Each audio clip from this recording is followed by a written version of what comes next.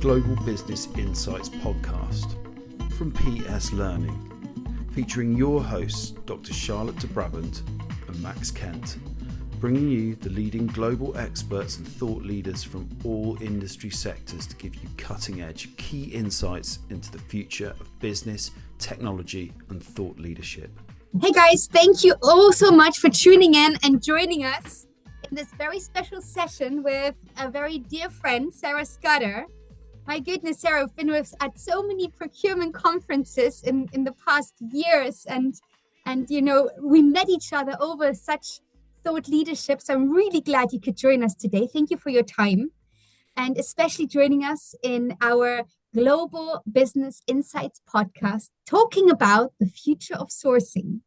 And Sarah actually just got back also from Dallas from the World ISM conference. So I'm so curious just what she has to share with all of us today. Sarah, maybe just to kick things off, maybe you would like to just start to introduce yourself to our community, and even feel free to share some of your main thought leadership content, just what you just gathered from Dallas. Thank you for having me, Charlotte. ISM was not the same without you. I think I've been to 5 or 6 conferences straight, and you have been at all of them. So you were greatly missed, and fingers and toes crossed, you will be at the Vegas conference with me next year. My name is Sarah Scudder. I run marketing for an Austin-based company called SourceDay. And we are in the supply chain software space, helping manufacturers prevent late supplier deliveries.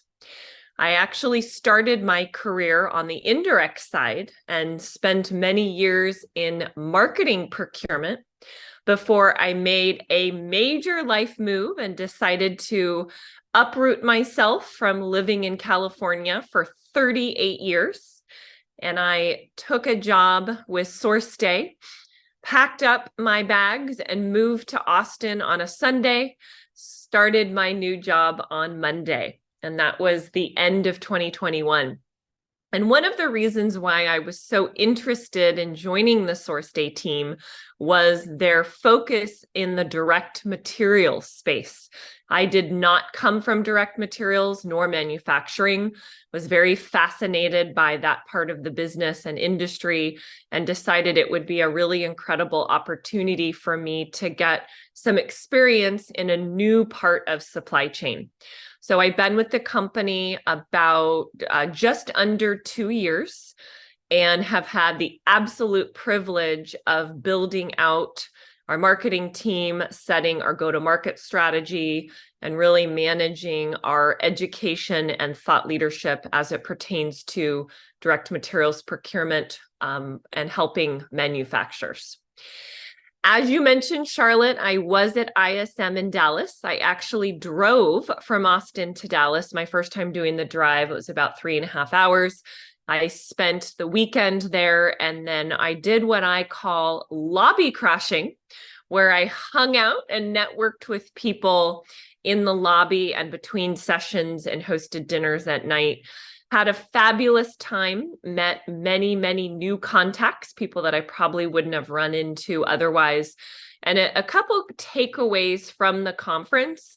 One, which we're going to talk about today, was the focus on automation and how procurement teams can be doing less with less. So less budget, less resources. How can they actually focus on leveraging the resources that they have to be as productive and efficient as possible? And the second theme, I would say, was the focus on supplier collaboration and how the world has really shifted from a focus on us versus them to we, and how suppliers have now become our most important stakeholder and need to be the absolute highest priority for any procurement professional. Thanks, Sarah. Absolutely love that intro. Partly because you mentioned you live in Austin, and as you know, I mentioned to you while we were setting this up that I visited and had the pleasure of visiting Austin about 5 weeks ago now.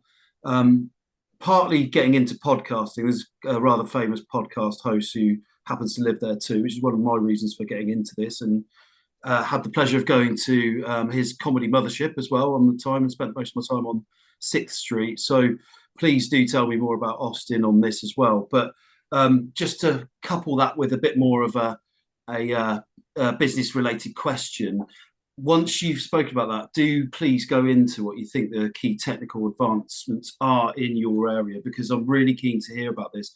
I've been a supplier, been in procurement, been on both sides of it, and it's absolutely music to my ears to hear that the supplier is now being treated in higher regard. So really keen to hear your take on all of that, please.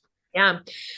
So I absolutely love being a Texan. A couple call outs. One, I do not pay state income tax. So that is a huge win for me, an instant uplift in what I'm taking home. So not going to sugarcoat. That's a beautiful thing.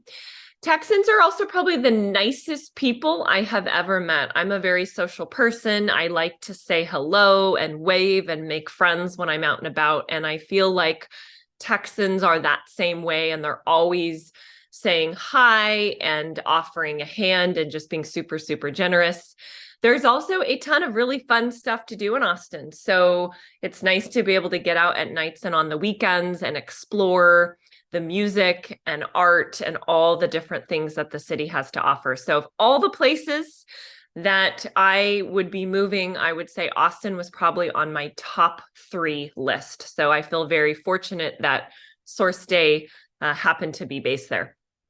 So your question around technical advancements in supplier purchase order software. So let me start by explaining what this means. So in the world of direct materials procurement, you have organizations issuing pretty frequent purchase orders, and these purchase orders are often for parts or materials.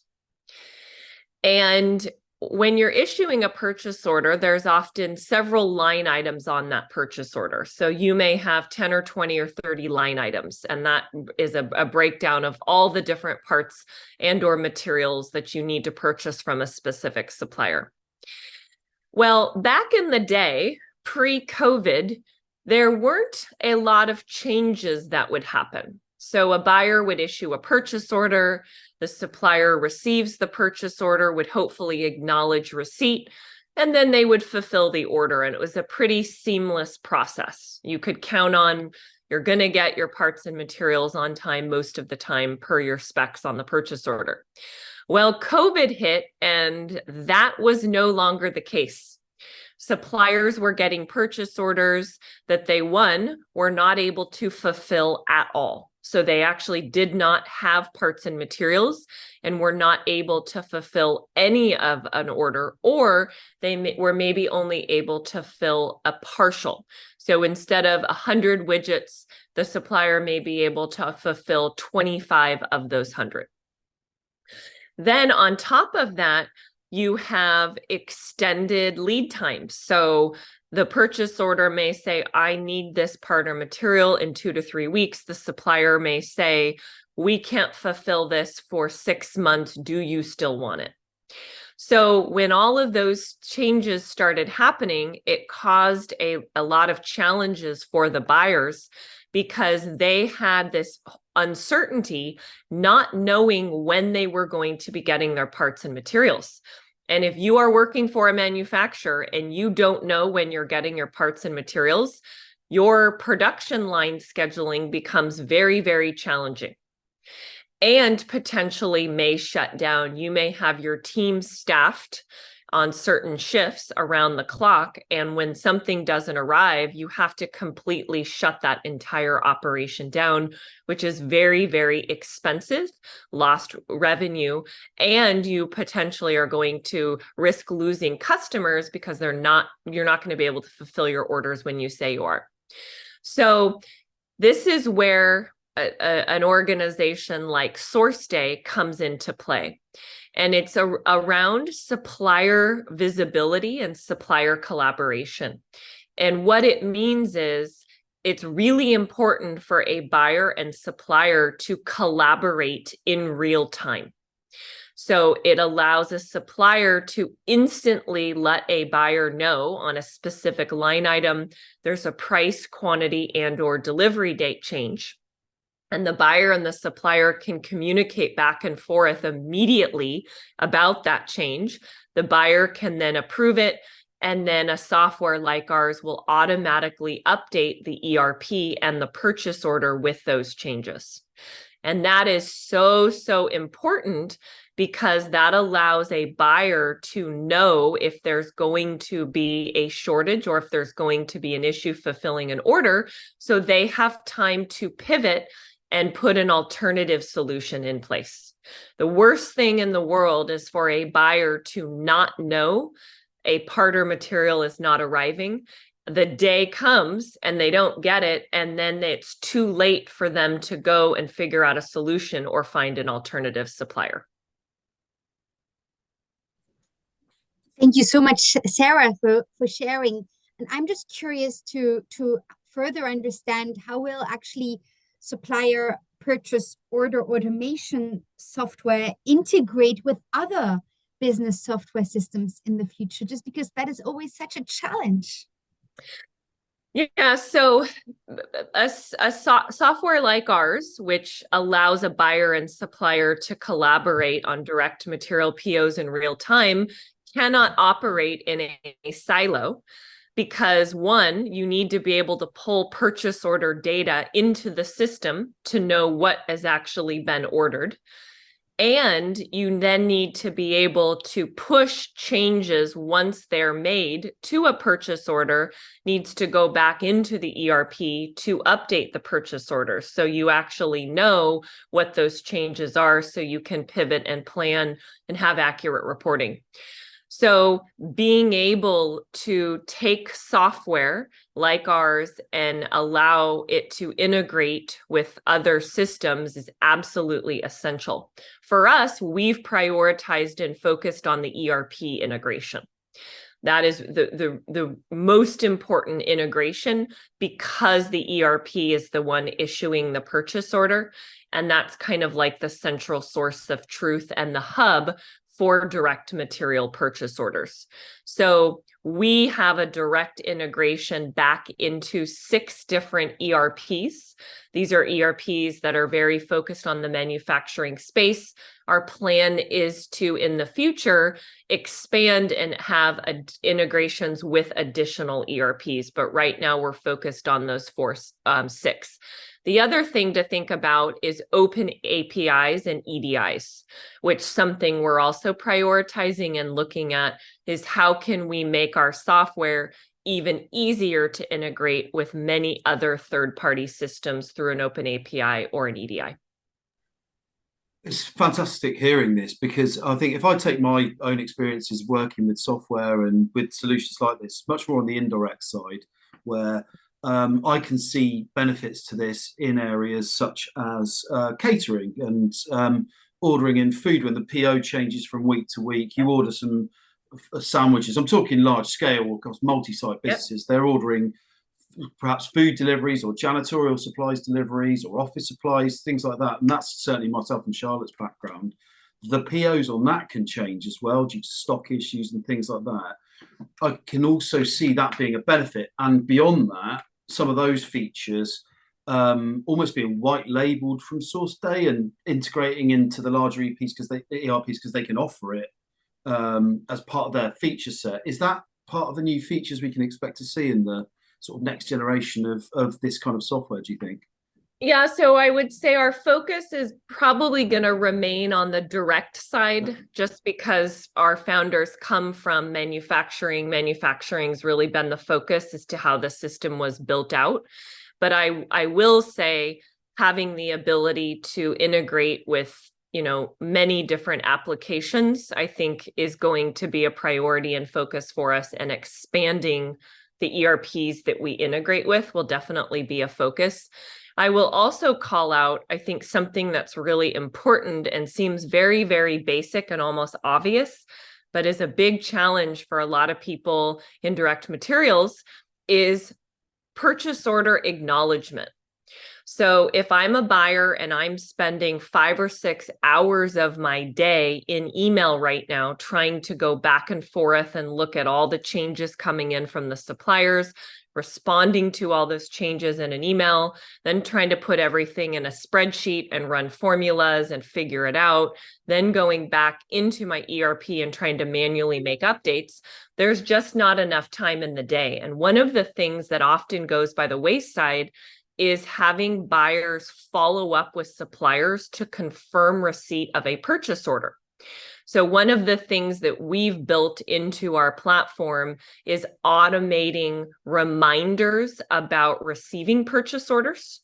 So if you submit a purchase order and then 2 days later, you have not yet received a confirmation, our system will automatically send a reminder and a notice. Say, hey, we haven't yet received a confirmation. Please confirm you received this order. And then we have something called Radar, which allows you to set dates as to when you want reminders to go out. So if you're placing an order from an overseas supplier, you may have a 6-month lead time. And you may issue a purchase order that may be acknowledged, but 6 months is a long time. You might want 60 days before that order is to ship, an automated notice reminder go out to that supplier and say, confirming we're still on track, order is due in 60 days, please provide an update. Again, if you don't have something automated doing that follow-up, it's highly likely that a buyer is not going to have the bandwidth to be able to remember to send all those reminders and notices. Thank you, Sarah. And just to expand a little bit on the question, I'm always you're talking about the startup culture, and we have a lot of smaller businesses out there, of course, large corporations. But in your opinion, will supplier purchase order automation, will the software also become more accessible to smaller businesses in the future? I would say it already has. So a software like ours was actually built for small and mid-sized companies.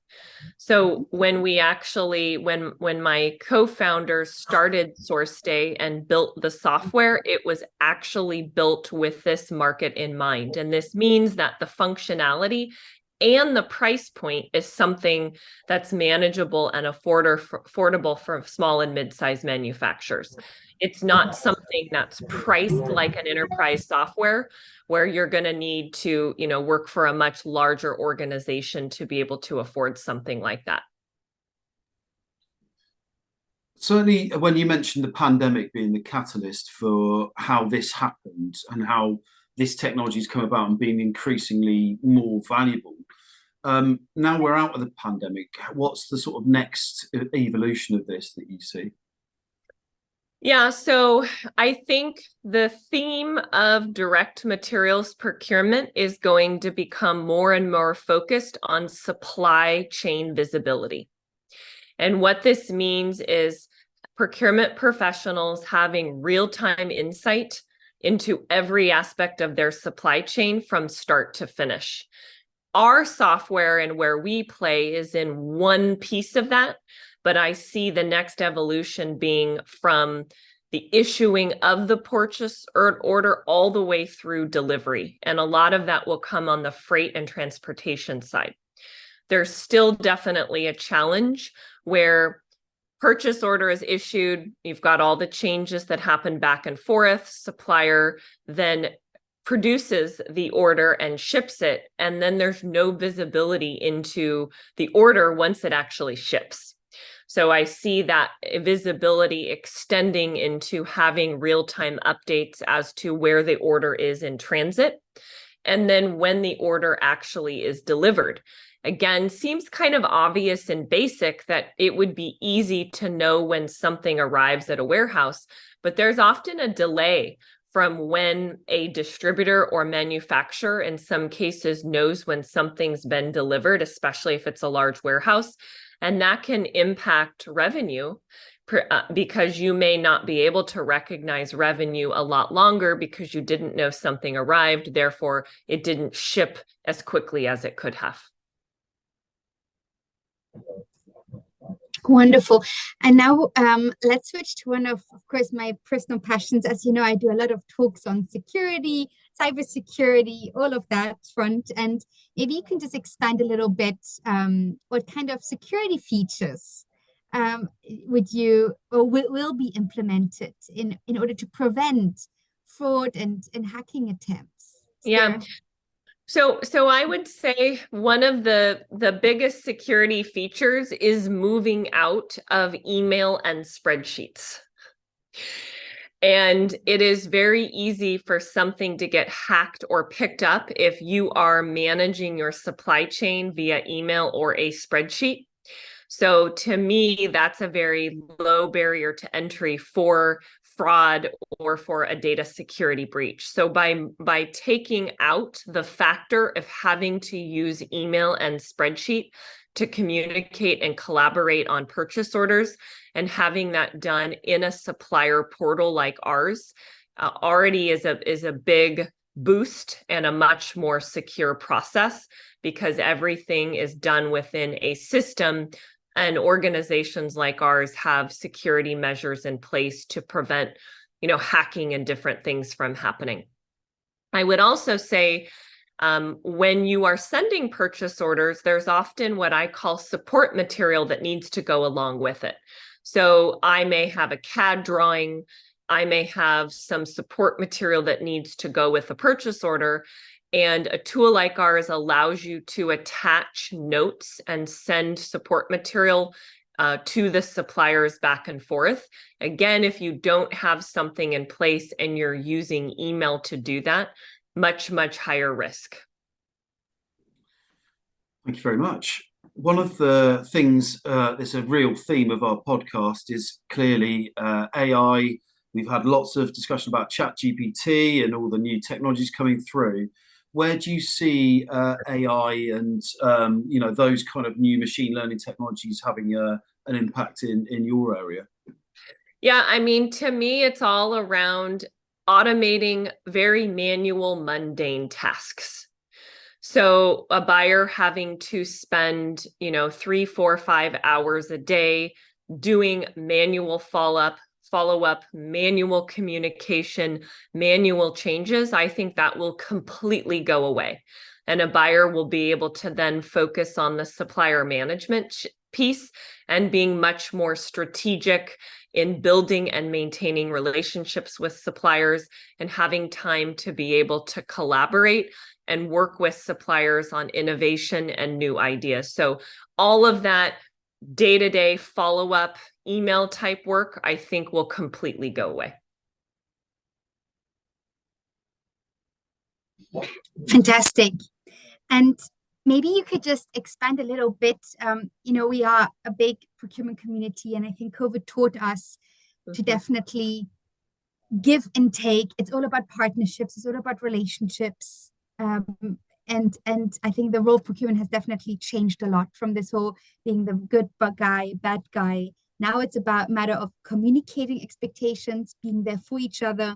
So in your opinion, how will just the purchase order automation, how will it actually improve supplier relationships in the future? Yeah, so I think the supplier, as I mentioned at the beginning, is your most important stakeholder.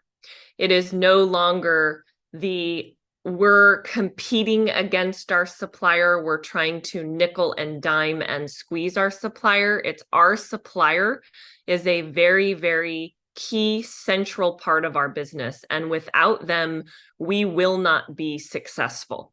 So you want to, as a buyer, you want to put systems in place to make it as easy as possible for your suppliers to work with you.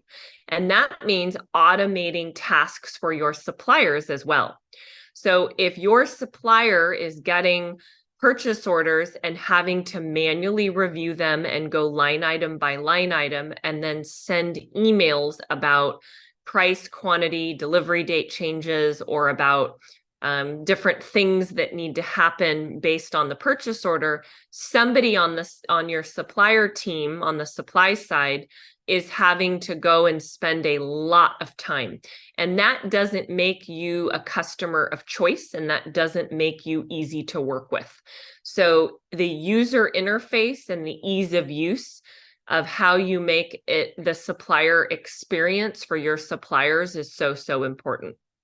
So whether it's our technology or other technology, you want to keep the supplier in mind. I would argue even having them involved in the selection and testing of software can be very, very important if you're going to need their buy-in. But once you make it easy for your suppliers to work with you and collaborate with you about changes and things that are going to happen, because supply disruptions are not going away. They are here to stay, and they are going to continue to happen. When you make it easy for them to work with you, you're going to become a customer of choice, and you're going to be somebody where if there is a supply shortage, you're going to be prioritized over other customers that are not as easy to work with. We were speaking at the start of the podcast, Sarah, about how, lots of people in the procurement community, almost get to know each other through not even speaking on LinkedIn.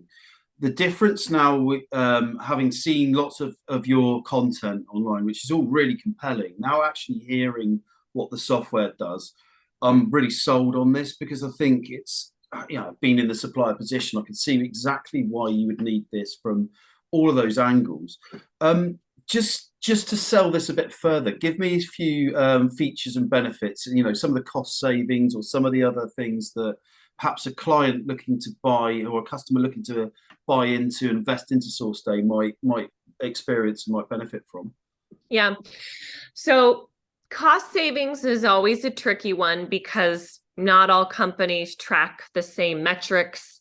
There's what I would call, some soft dollar savings involved with automating work where you can reassign team members. But I will say two big things. One is making sure that you do not lose customers is a huge, huge priority for every company. And if it's not, it should be. And if you are continuously not able to fulfill orders or are delivering late, your customers will look elsewhere, and they will see if there are alternative organizations that they can buy from.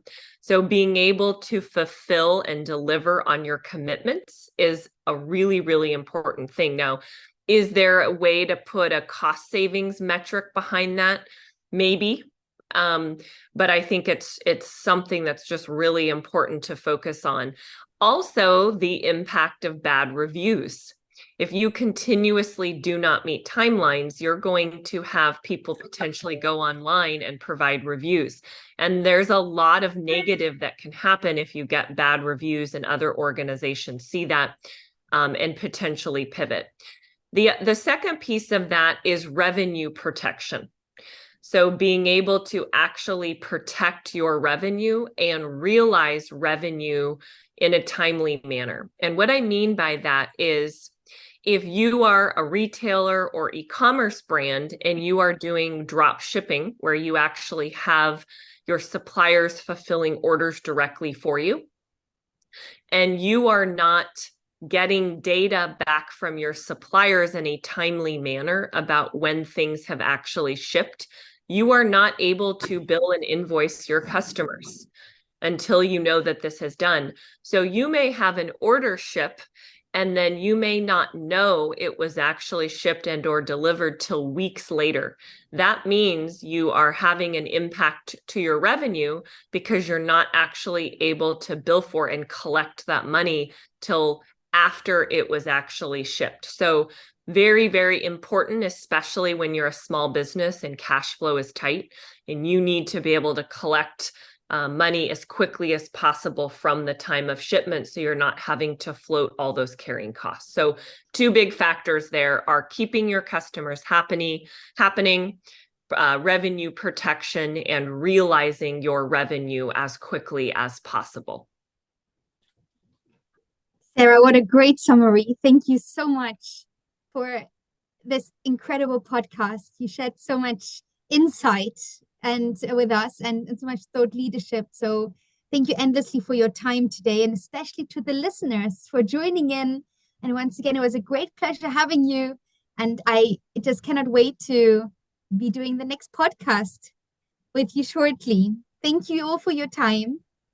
Yeah, thanks again, Sarah. It's really enlightening, and look forward to checking out more of your content online, and hopefully seeing this in action in more and more customers using and benefiting from this service. Sounds fantastic.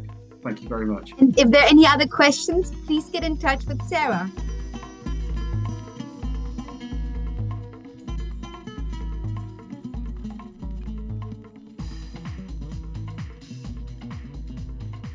The Global Business Insights podcast from PS Learning.